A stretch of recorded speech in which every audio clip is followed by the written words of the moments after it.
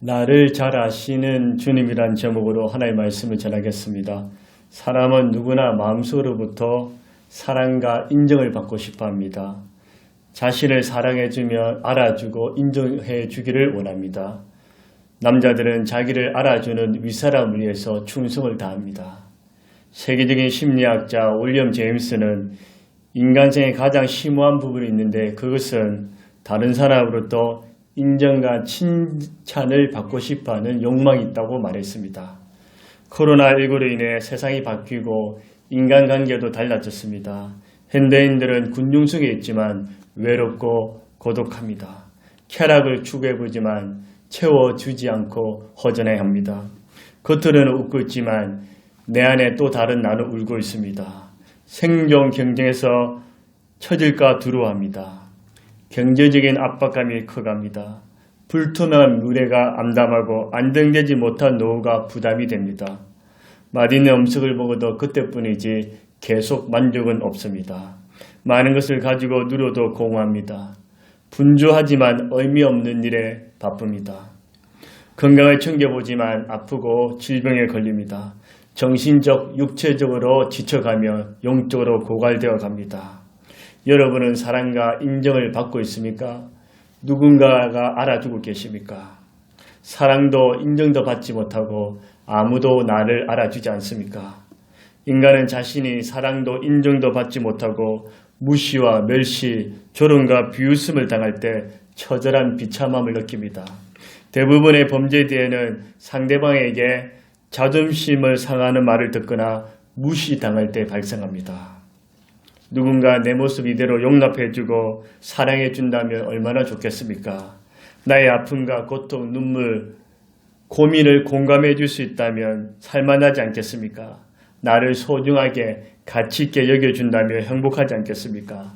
사람은 나를 잘 몰라도 알아주지 않아도 하나님은 나를 지으셨기에 예수님의 피값으로 샀었기에 누구보다도 나를 잘 아십니다.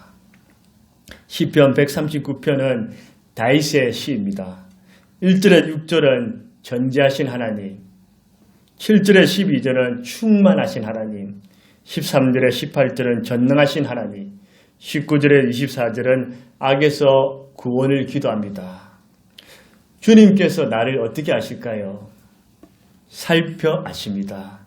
1절에 같이 읽겠습니다. 주께서 나를 살펴보셨으므로 나를 아시나이다. 사람은 대충 알 수도 있고 모를 수도 있습니다. 주님은 나를 어렴풋이 애매하게 알지 않습니다.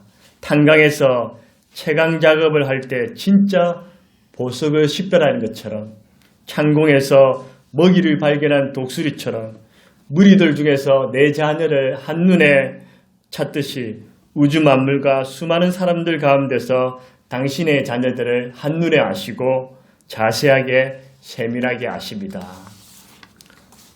주님은 우리를 어떻게 아실까요? 안고 일었음을 아십니다. 2절에 내가 안고 일었음을 아시고 오늘 하루를 어떻게 시작하셨습니까? 기대와 기쁨으로 시작하셨습니까? 마지못해서 억지로 하셨습니까? 주님은 나의 일거수일투족, 나의 전 동작을 아십니다. 앉는 것은 무슨 의미일까요? 안정과 휴식을 취하는 자세입니다. 일어서는 것은 활동해서 일하는 것을 말합니다. 내가 일을 하고 있을 때도, 앉아서 잠시 쉬고 있을 때도, 차를 마시거나 편안한 자세로 있을 때도, 혹은 피곤해서 힘들어하는 모습도 주께서 아십니다. 주님은 우리의 생각도 아십니다. 2절에 보시니 멀리서도 나의 생각을 밝게 하시고, 주님께서는 우리의 생각과 계획, 중심과 목적, 꿈과 욕망까지도 아십니다. 선한 생각을 품고 주님을 기쁘시게 해드리고 이웃에게 선한 영향을 미치러 가는지, 악한 마음을 품고 주님을 대적하고 이웃에게 해를 끼치려 하는지, 사랑과 겸손 용서의 마음인지, 미움과 교만 분노의 마음인지, 감사와 기쁨의 생각인지, 원망과 근심의 생각인지 모르실 것 같지만 다 아십니다. 주님은 우리의 과거, 현재, 미래까지 밝히 아십니다. 주님은 모든 길을 아십니다. 3절에 나의 모든 길과 내가 눕는 것을 살펴보셨으므로 길은 무엇을 의미합니까? 길은 활동과 미래를 가리킵니다. 인간이 두려워하는 것 중 하나가 무엇입니까? 알 수 없는 또 다른 나의 미래, 보이지 않는 길, 죽음 뒤의 세계가 아니겠습니까? 나의 미래는 어떻게 될 것인가? 나는 어디로 가야 하며 무엇을 해야 할까? 누구를 만나야 하며 어떤 선택을 해야 될지 염려되지 않습니까? 걱정하지 마십시오. 주님께서는 여러분의 모든 길과 미래를 아시고 예비하셨습니다. 주님은 선하시기에 선한 길로 인도해 주십니다. 눕는 것은 심과 잡을 말합니다. 하루 일을 마치고 이불 속에 잠을 청할 때 고단했던 하루를 잠시 잊게 해줍니다. 다윗은 수많은 전쟁 가운데서도 적들이 삼키러 덤벼드는 죽음의 위험과 공포 가운데서도 편안한 잠자리에 들 수 있었습니다. 왜 그렇습니까? 주님께서 다윗을 잘 아시고 함께해 주셨기 때문입니다. 시편 3편 5절에 보면 내가 누워 자고 깨었으니 여호와께서 나를 붙드시미로다. 시편 4편 8절에도 내가 평안히 눕고 자기도 하리니 나를 안전하게 살게 하시니는 오직 여호와이시니. 다윗은 어떤 환경에서도 편안한 잠자리 들 수 있었습니다. 하나님께서 다윗과 함께 하시고 보호해 주시기 때문입니다. 주님께서는 여러분들의 모든 길을 아시고 안전하게 붙들어 주실 것입니다. 주님은 우리를 어떻게 하시나요? 모든 행위를 아십니다. 3절에 나의 모든 행위를 익히 아시오니. 아담과 하와가 범죄하여 숨어 있을 때, 요나가 불순종해서 도망갈 때, 탕자가 배고파서 아버지에게 돌아오고자 할 때, 세리가 가슴을 치면서 죄인이라고 고백할 때, 요셉이 억울하게 감옥 생활을 할 때도, 한나가 자식이 없어 울 때도, 히스기야가 죽음의 위기 앞에 통곡할 때도, 다니엘이 사자굴에 들어간 그날에도, 고넬료가 아무도 모르게 은밀하게 구제와 선행을 할 때도, 다윗이 강야에서 시련과 연단의 가정이 있을 때도 주님께서는 다 아시고 다 보고 계셨습니다. 여러분의 사랑과 선행, 헌신과 섬김, 수고와 땀 주님이 아십니다. 죄를 지어서 낙심할 때도 아십니다. 인생의 문제 앞에서 좌절하고 근심할 때도 주님께서 아십니다. 해결되지 않고 끝이 보이지 않는 것 같을 때도 주님께서 아시고 계십니다. 하나님에게는 공짜가 없습니다. 여러분의 행한 대로, 수고한 대로, 심은 대로 주께서 갚아주시고 상 주십니다. 주님께서 모든 행위를 아십니다. 주님은 우리의 혀의 말도 아십니다. 4절에 내 혀의 말을 알지 못하는 것이 하나도 없으시나이다. 감사와 찬송, 칭찬과 격려, 선하고 유익한 말, 지혜로운 말, 복음을 전하는 입술, 주님을 높이고 사람을 행복하게 해주는 그런 말은 주님이 기뻐하시지만 원망과 불평, 정죄와 비난, 악하고 미련한 말, 주님을 경홀히 여기는 말, 사람을 죽이는 말은 마귀가 좋아합니다. 이스라엘 백성들이 고기가 먹고 싶다고 수근수근 거리니까 주님은 들으시고 고기를 주셨습니다. 아론과 미리암이 모세를 향하여 하나님이 너만 사랑하냐? 너만 지도자 삼았느냐? 우리도 사랑하고 우리도 지도자 삼았다. 모세에게 비난하고 거역할 때도 주님께서 들으시고 미리암을 문둥병에 걸리게 하셨습니다. 여호사밧 왕이 적들에게서 죽게 되었으나 주께 소리 지를 때 주께서 들으시고 적으로부터 여호사밧 왕을 살려주셨습니다. 민수기 14장 28절에 너희 말이 내 귀에 들린 대로 내가 너에게 행하리니 우리가 말한 대로 주님이 들으시고 행하신다는 것입니다.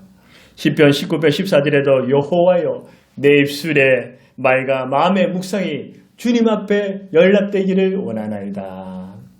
항상 혀를 조심해야 합니다. 악한 말, 남을 해롭게 하는 말, 거짓과 욕설, 속임의 말을 하지 마시고 주님께서 기뻐하시는 말, 선하고 지혜로운 말, 이런 말을 많이 하시기 바랍니다. 주님께서는 혀의 말도 아십니다. 주님은 우리를 어떻게 아십니까? 앞뒤를 아십니다. 5절에 보십시오. 나의 앞뒤를 둘러싸고 내게 안수하셨나이다. 앞뒤를 둘러선다는 의미는 무엇입니까? 두루시다, 포위하다, 가두다는 말입니다. 이 말씀은 나를 억압해서 못살게 구는 그런 가둠이 아니라 나를 포위해서 보호해 준다는 말씀입니다. 요즘은 코로나19로 인하여 세상이 더 위험해지고 불안해지고 있습니다. 코로나19가 진정되어 가더라도 또 다른 전염병이 언제 어떻게 발생할지 모릅니다. 질병과 사고가 끊임없습니다.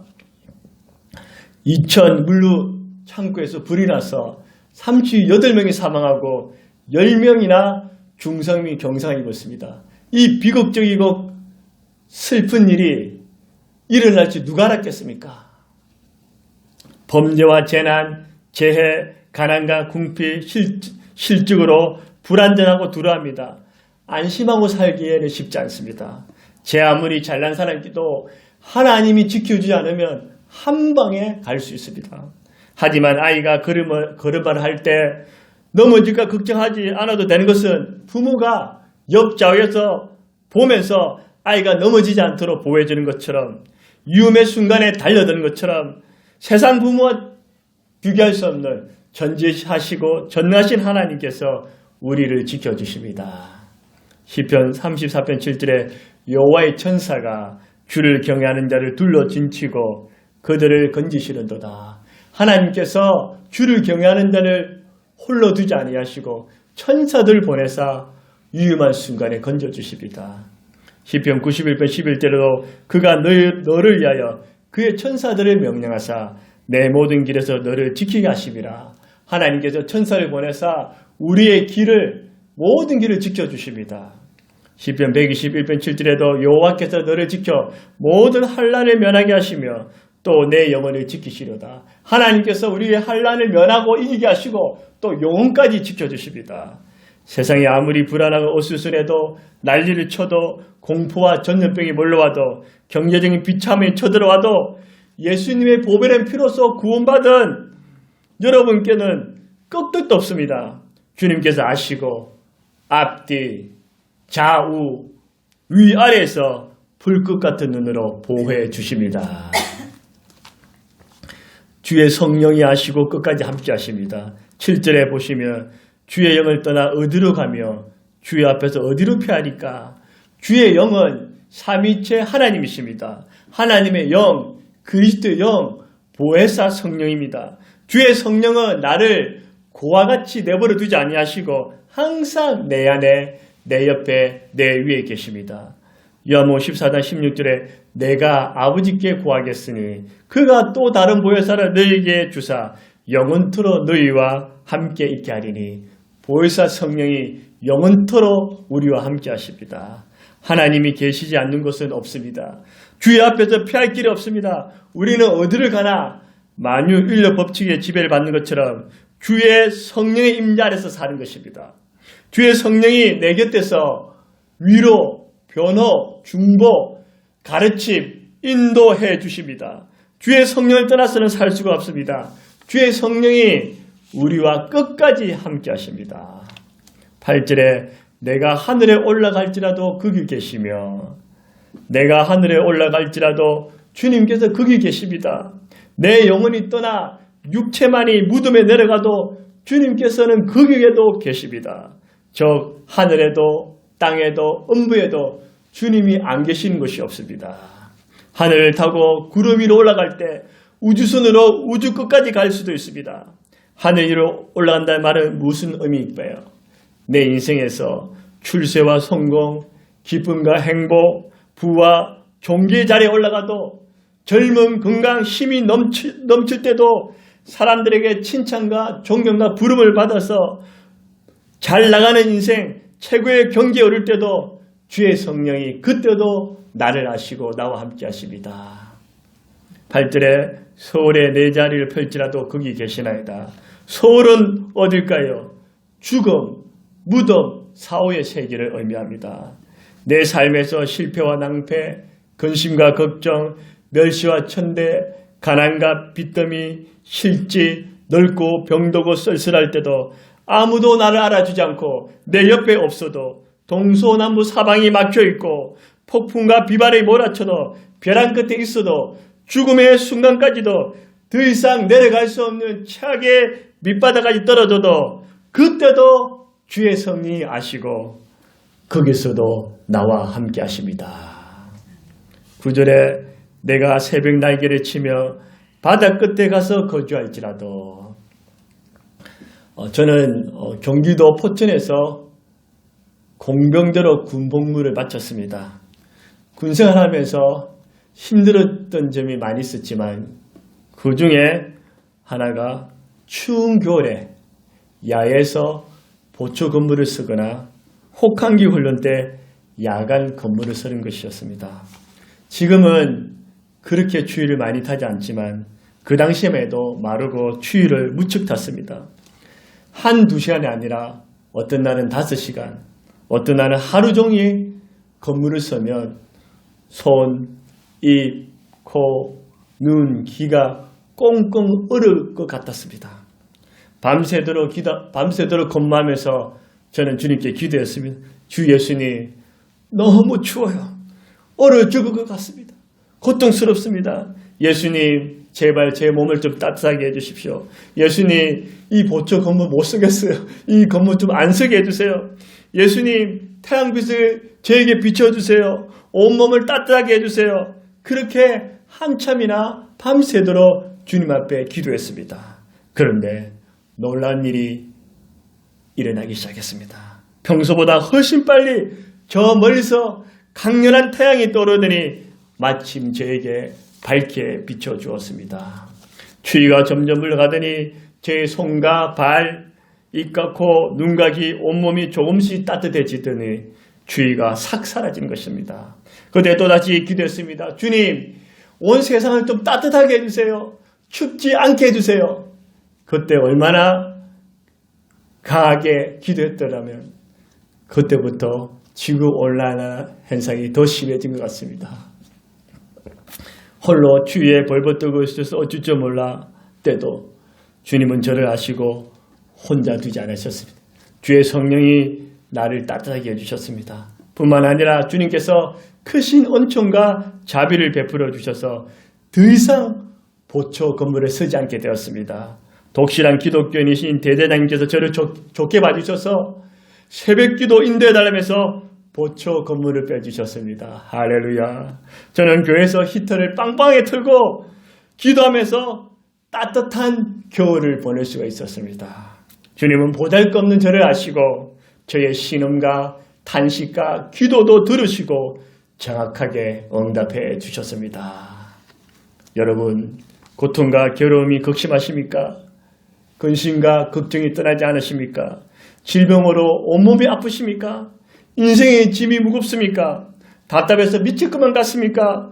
경제적으로 힘드십니까? 현실의 문제가 도저히 해결되지 않을 것 같습니까?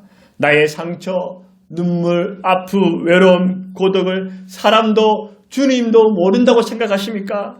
아무도 내 곁에 없는 것 같고 나의 힘이 되어주지 못하는 것 같습니까? 이제 모든 것이 끝이라고 생각하십니까? 새벽 날개는 아침에 떠오르는 태양의 강선을 말합니다. 저 바다 끝에서 해가 솟아오르는 순간 그 햇살이 구름을 뚫고 순식간 온 지평선으로 퍼지는 것처럼 주의 성령이, 주의 권능이 날개를 단 것처럼 재빠르게 여러분에게 임할 것입니다. 주의 성령, 주의 은혜와 권능이 미치지 못하는 것이 없습니다. 자신을 죽음으로부터 우리를 구원해 주신 주 예수님께서 누구보다도 여러분과 저를 완벽하게 아십니다. 하늘에 올라갈지라도, 엄부에 내려갈지라도, 바다 끝에 갈지라도 홀로 있다고 생각하지 마십시오. 주님께서 나를 모른다고 말씀하지 마세요.